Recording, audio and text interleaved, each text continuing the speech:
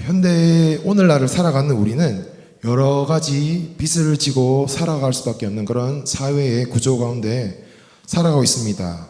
오르지 않는 내 월급과 치솟는 물가, 그리고 끝을 모르고 올라가는 부동산, 이렇게 현실이 그러합니다. 여러분은 아마 제가 예상컨대 작든 크든 빚을 지고 살아가리라고 생각합니다. 신용카드를 쓰신다면 카드 빚을 지는 것이고, 집과 관련된 그런 대출들, 그리고 자동차도 빚입니다. 이렇게 여러 가지 빚을 지면서 우리가 살아가고 있습니다. 근데 웃으면서 얘기하지만 웃을 수 없게 옥죄어오는 그것이 우리의 현실이기도 할 것입니다.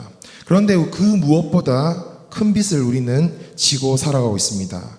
우리가 빚진 자 되었다라고 한 생각 가운데서 오늘 본문을 살펴볼 필요가 있습니다. 우리가 세상 가운데서 그리스도인으로서 살아간다라고 하는 것은 이미 우리가 누군가에게 빚진 자라는 그런 의미입니다. 여러분, 복음이 우리 가운데 들어오기까지 얼마나 수많은 사람들의 헌신과 기도와 눈물이 그 가운데 있었고, 오늘 우리가 그렇게 그것을 인하여서 예수님을 믿고 살아갈 수 있게 되지 않았겠습니까?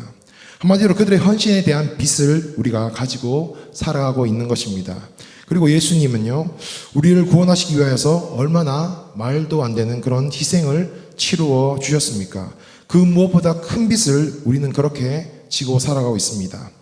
예외 하나 없이 우리 모두가 말이죠, 예수님의 죽으심과 다시 사심, 우리가 짊어져야 될 그 십자가를 대신 지신 그 사건에 대한 빚을 우리는 지고 살아가고 있습니다. 그래서 모든 사람들은 다 빚을 진 자들입니다. 그러면서 빚을 진 자 된 우리가 이 세상 가운데 살아갈 때에 어떻게 다른 빚진 자들을 향하여서, 그리고 소외당하고 연약한 자들을 향하여서 어떻게 우리가 살아야 되는지, 어떤 삶을 우리가 보여야 하는지를 오늘 말씀을 통해서 살펴보기를 원합니다. 오늘 본문은 이스라엘 사회에서 가장 연약하고 가난한 사람들, 그러니까 기본적인 생존권과 수단마저도 보장되지 않는 그런 경제적으로 연약했던 사람들을 보호하기 위한 그런 법에 대해서 말씀을 하고 있습니다. 먼저 10절에 보니까 내 이웃에게 무엇을 구워줄 때에 너는 그의 집에 들어가서 전당물을 취하지 말라라고 말씀하고 있습니다. 이스라엘 백성들이 빚을 지게 될 때가 있는데, 오늘날 우리가 집이나 차를 사기 위해서 혹은 어떤 경제적인 이익을 얻기 위하여서 빌리는 것이 아니었습니다.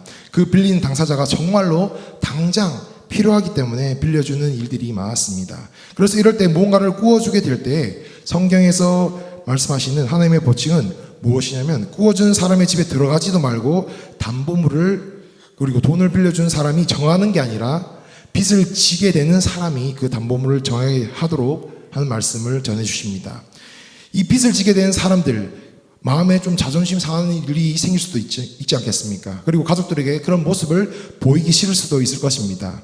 요즘은 사채업자들이라든지 영화에서 보면 그런 채무자의 직장이나 집을 막 찾아간다거나 인권을 완전히 무시하고 모욕하는 것을 우리가 볼 수가 있을 텐데, 그게 아니라 이 사람들의 마땅한 권리를 인정해 주기 위한 그런 말씀을 하시는 것입니다. 이 사람이 빚을 짓더라도 당당하게 요구할 수 있는 권리가 있다고 말씀하시는 것입니다. 이스라엘이라고 하는 하나님 나라의 백성들은 내가 가난한 게 부끄러움이 아니고 내가 잠시 가난하면 불편한 것이란 것입니다. 그래서 불편한 사람들이 당장에 지금 힘든 문제를 해결하기 위하여서 마땅히 금전적인 거나 다른 것들을 공동체 안에서 요구할 수 있는 권리가 있다라고 하는 것을 하나님께서 말씀해 주신 것입니다. 우리는 누구나 예수님 앞에서, 그리고 하나님 앞에서 우리는 다 빚진 자들로 살아갑니다. 그렇기 때문에 하나님께서 우리에게 빚에 대해서 말씀하신 이 법칙이 누구에게나 다 빚진 자들이기 때문에 빚을 탕감하거나 지금 당장 이 어려움을 해소하기 위한 권리를 마땅히 요구할 수 있다고 말씀하시는 것입니다. 그게 하나님 나라의 백성들이고 하나님 나라의 공동체 안에서 이루어져야 되는 일이라고 말씀하십니다. 11절에 보니까 전당물을 밖으로 가지고 나와서 빚진 사람이 주는데, 대부분 이 전당물은 어떤 전당물이냐면 12절에 보니까 그의 전당물을 가지고 자지 말 것이라 라고 나와 있습니다. 저는 이 말씀이 잘못 프린트되어 있는 것으로 생각해서 다시 한번 찾아보았는데, 저는 가지고 가지 말 것이라고 생각했는데 가지고 자지 말 것이라 라고 이것이 맞았습니다. 이게 무엇이냐 하면은 그 당시 사람들에게 제일 소중한 것이 옷이었습니다. 우리는 아마 옷장을 가득 채운 그런 많은 옷들이 있을 것이고 아마 한 번도 입어보지 않고 몸에 맞지 않아서 누군가에게 그냥 주거나 그 헌옷수거함에 넣는 그런 케이스도 많을 것인데 이 당시에는 옷이 아주 귀했습니다. 옷이 그냥 당연히 귀한 것일 뿐만 아니라 이 사람들에게는 덮고 자는 이불과도 같은 그런 것이었습니다. 이 당시에 이 지역에서는 일교차가 너무나 컸기 때문에 낮에는 엄청 더웠고 밤에는 영하까지 치달을 정도로 엄청 추웠습니다. 그래서 이 사람들은 이 겉옷을 옷으로 활용하였습니다. 그런데 이 사람들의 이 겉옷마저도 전당물로 잡히게 되었을 때 이 겉옷은 이불과 같은 것인데 밤에 추울 때 이 사람들이 이불로 활용할 수 없다는 것입니다. 그만큼 더 고통스러우니까 이 밤이 지나가기 전까지 전당물을 그에게 돌려보내라. 그러니까 이 겉옷을 가지고 자지 말아라 라고 하시는 것입니다. 돈을 빌려줄 수 있을 정도면 그 사람에게는 다른 옷들이 분명히 더 있었을 것입니다. 그러니 욕심 부리지 말고 어려운 사람의 형편과 처지를 헤아려주고 그를 위한 수고를 해라 라고 말씀하신 것입니다. 그리고 이게 이스라엘 백성을 향한 하나님이 주신 명령이었습니다. 13절에 그래서 해질 때에 그 전당물을 반드시 그에게 돌려줄 것이고 옷을 입고 자지 말고 그러면 어떻게 되느냐, 이 명령을 지키면 빚을 졌던 사람이 너를 위하여 축복하리니 그 일이 내 하나님 여호와 앞에서 내 공의로움이 되리라 라고 말씀을 하십니다. 그러니까 도리어 빚을 진 사람이 이 은혜를 입음으로 말미암아 돈을 빌려준 사람이나 자기에게 선한 행실을 한 사람을 위하여서 하나님 앞에 기도하고 축복할 때에 하나님께서 그 모습을 보시고 이렇게 선을 행한 사람을 위하여서 공의로움이 될 것이고 복을 줄 것이다 라고 말씀하고 있는 것입니다. 그래서 더 당당하게 빚을 지는 게 부끄러운 것이 아니라 마땅한 권리로 요구할 수 있게 되는 것이었습니다. 여러분, 우리는 다 빚진 자입니다. 그래서 빚진 자임에도 불구하고 우리는 나눌 수가 있습니다. 우리가 금전적으로 하지는 못한다 할지라도 시간을 투자하여서 그리고 우리의 마음으로 그리고 친절함으로 우리의 이웃과 우리가 만나는 사람들을 대하는 것으로 그들에게 그들의 빚을 덜어주는 일들을 우리는 행할 수 있습니다. 이게 하나님께서 우리에게 요구하시는 마땅한 그런 명령입니다. 해도 되고 안 해도 되는 게 아니라 우리 모두가 해야 되는 그런 일이라는 것을 오늘 말씀은 분명히 말해주고 있습니다. 그래서 중요한 것은 그리스도인들은 우리가 우리 주변의 어려운 사람들을 어떻게 대하느냐에 따라서 그게 우리에게 신앙이 있느냐 없느냐를 판가름되게 한다는 사실을 여러분 우리는 기억해야 될 것입니다. 왜냐하면 하나님의 명령이기 때문에 그렇고 우리가 하나님 아버지를 얼마나 신뢰하는가, 우리의 모든 형편과 필요를 아시는 주님이 주시리라, 채워주시리라 하는 그 믿음이 이 하나님의 말씀에 순종하고 지키는 것으로 드러난다는 것입니다. 신앙은 믿음의 대상을 굳게 믿고 가르침을 지키며 이를 따르는 일을 말합니다. 즉 하나님을 믿고 하나님의 가르침을 지키며 그 말씀에 순종한 것을 신앙이라 할 수가 있습니다. 사랑하는 성도 여러분, 하나님께서 하나님께 빚진 자로서 이 땅 가운데 살아가면서 빚진 우리의 이웃들에게 그들의 빚을 덜어줄 수 있는 하나님의 사랑과 은혜의 통로가 사용되시기를 주님으로 축복합니다. 일은 경제적인 일이 될 수도 있다고 말씀드렸습니다. 그리고 시간을 들여서 그들의 마음의 빚을 덜어줄 수 있는 것이라고도 말씀을 드렸습니다. 또 작은 사소로운 도움이 될 수도 있습니다. 우리가 할 수 있는 게 너무나 많습니다. 그런데 우리는 제한하기 마련입니다. 돈이라는 문제로 제한해버리기 마련입니다. 그런데 그게 아니라는 것을, 그 사실을 여러분 꼭 기억하시길 원합니다. 우리가 할 수 있는 그 최선의 헌신과 나눔으로 섬기고 살리는 자의 삶을 살아갈 수 있기를 주님으로 축복합니다. 15절을 보니까 품삯을 당일에 주라라고 말씀하십니다. 해진 후까지 미루지 말라라고 말씀하십니다. 왜냐하면 품삯은 그 품꾼에게 있어서 간절한 그 하루의 바람이 되기 때문입니다. 이 당시 품꾼들은 노예들보다 더 궁핍한 생활을 하였습니다. 왜냐하면 노예들은 차라리 오늘날로 치자면 정규직에 가까웠습니다. 어떻게 보면 주인이 그 노예들의 먹을 것과 입을 것을 제공해 주도록 책임지도록 제도화가 되어 있었습니다. 그런데 품꾼들은 어떤 사람들이냐면 당장 먹고 살 것이 요긴해서 하루를 일해야지 겨우 먹고 살 수 있는 그런 사람들을 이야기한 것이었습니다. 당장 먹고 살기 위해서 하루하루 그렇게 고단하게 일해야 되는 그런 사람들이었던 것입니다. 그런데 그런 품꾼들을 고용한다는 것은 당연히 고용주로서 품삯을 충분히 지불할 수 있는 그런 사람인데, 이 하루살이처럼 하루 벌어 하루 산 사람에게 또 가족이 있다면 품삯을 받아가지 못한다면 그 가족들을 굶겨하는 그런 품꾼들에게 일을 시켜놓고도 그 삭스를 그 달에 주지 않고 아이 귀찮네 다음날 줘야지, 이런 귀차님이라든지 혹은 욕심 때문에라든지 어떤 이유에서든 그런 일이 없게 하라고 분명히 말씀하고 계십니다. 왜냐하면 15절 하반절을 보니까 품꾼이 그가 너를 여호와께 호소하지 않게 하라, 그렇지 않으면 그것이 내게가 죄가 될 것임이라고 말씀을 하십니다. 이것이 죄라고 말씀하십니다. 하나님 앞에 죄라고 말씀하십니다. 일해가지고 마땅히 받아야 할 그 권리, 품삯을 받지 못한 사람이 너무 힘들고 어려워서 하나님께 그것을 가지고 호소하면은 하나님께서 가난하고 연약한 이 사람의 호소를 들으시고 이 죄진 사람을 징계하시겠다라고 말씀하신 것입니다. 여러분, 우리 가운데도 동일한 일이 일어날 수 있습니다. 품꾼은 대표적으로 도움이 필요한 자입니다. 우리 가운데 필요한 그 자에게 우리가 마땅히 하나님께서 우리에게 분명히 도움을 줄 만한 그런 여력을, 은혜를 부어주셨음에도 불구하고 우리가 도움이 필요한 사람들을 향하여서 내가 지금 당장은 이게 좀 더 긴급한 일이고 중요한 일이니까 이건 잠깐 좀만 있다가 도와줄게 미룬다든지 도움이 필요한 사람을 외면하게 되면 우리가 이 성경에 방금 본문에 나와 있는 동일한 이런 죄를 짓고야 만다는 것입니다. 우리 삶이 공경에 처할 정도로 우리가 무리할 수는 없겠죠. 그러나 할 수 있는 정도의 우리의 최선의 도움을 당연히 줘야 될 것입니다. 그리고 그들의 권리에 대한 요구를 우리는 마땅히 들어줘야 될 것입니다. 당장 필요한 이 도움 때문에 절실한 필요가 채워지지 않아서 큰 고초를 겪고 극단적 선택까지도 생각하는 그런 자들, 주위에는 아무도 없는 것일까요? 아닙니다. 주변에 보면은 충분한 이웃이 있고 그 사실을 알고 있는 사람들이 충분히 있었습니다. 그게 우리가 될 수도 있고요.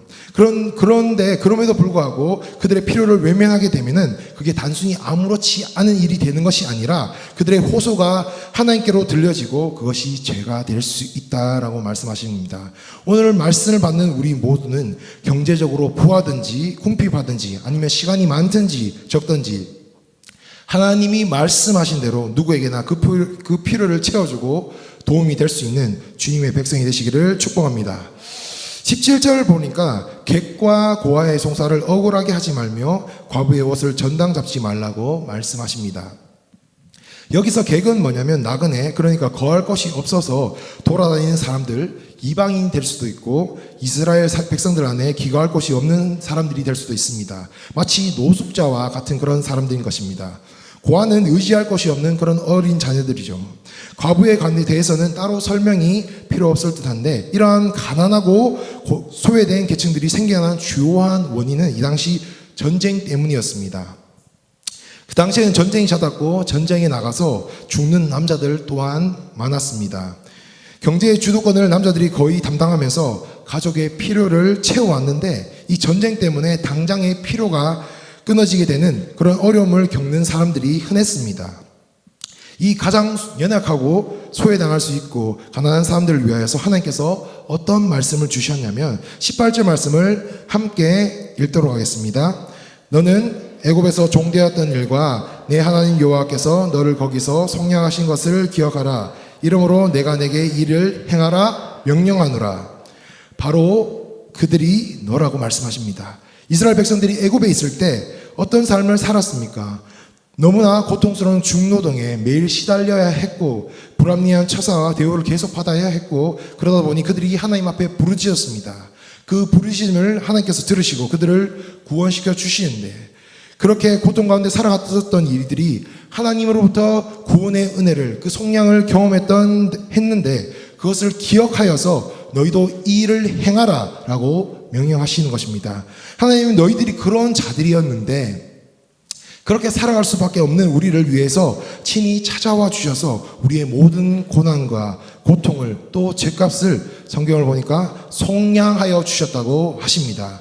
대신 값을 주고 치르신 것입니다. 생명을 내어 주심으로 말미암아 그런 은혜를 우리에게 입혀 주셨는데, 우리가 마땅히 우리 주변에 고통당하고 있는 이들이 우리임에도 불구하고 만약에 우리라면 어떡하겠습니까? 우리의 가족이라면 손발 걷어붙이고 나서서 그들의 고통을 해결해 주기 위한 그런 일을 하지 않겠습니까? 마치 그런 것처럼 그들을 외면하지 말고 그들의 필요를 채워주고 도우라는 말씀입니다. 또 그런 의미에서 19절에서 보면 너희들이 밭에서 곡식을 벨 때 한 뭇을 밭에 잊어버리거든 다시 가져오려는 일들을 하지 말아라 라고 하시는데, 한 뭇은 곡식 한 단이라고 생각하시면 됩니다. 그것을 나그네와 고아와 갑을 위하여서 남겨두어라. 그리하면 내 하나님 여호와께서 내 손으로 하는 모든 일에 복을 내리실 것이라 하십니다. 그러니까 이 살 한 톨이라도, 이 하나라도 아까워하면서 인색하게 다 거두려고 하지 말고, 떨어진 것이 있거든, 두고 온 것이 있거든 그것이 필요한 사람들을 위하여서 남겨두어라 라고 말씀하신 것입니다.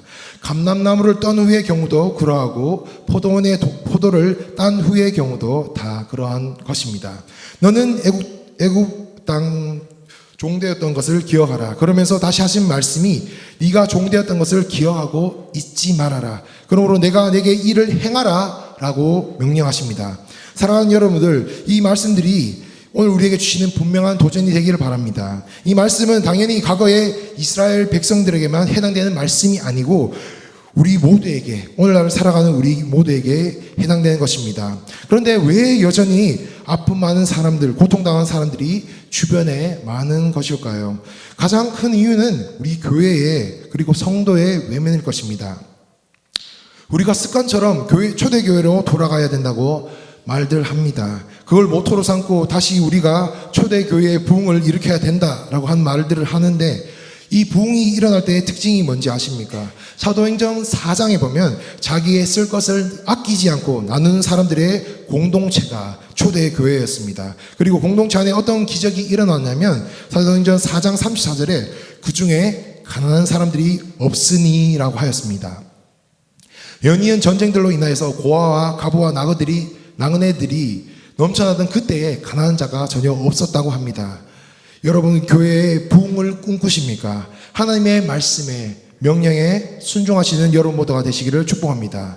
지금 내가 살기에도 당장 급급한데, 지금 나도 힘든데 내가 누구를 도와? 라고 하는 생각을 하면은 하나님께서 우리에게 마땅히 요구하신 이 명령을 우리가 외면하는 것입니다. 우리는 누구나 다 도울 수가 있습니다. 누구나 다 할 수 있습니다. 누구나 다 들어줄 수 있는 귀가 있습니다. 누구나 다 사람을 위로해 줄 수 있는 입술이 있습니다. 누구에게나 다 시간이라는 우리에게 공평하게 주신 그런 재화가 우리 가운데 주어졌습니다. 꼭 돈이나 물질적인 부분이 아니어도 우리는 나눌 수 있고 도울 수 있습니다. 우리를 향하여 부르짖는 그 고난을 외면하지 않는 우리 모두가 되기를 간절히 원합니다. 분명히 우리는 짐을 덜어줄 수가 있습니다. 우리는 말도 안 되는 죄를 탕감받은 그런 자들이라는 것을 우리는 잊지 말아야 합니다. 성경에서 죄는 빚이라고 합니다.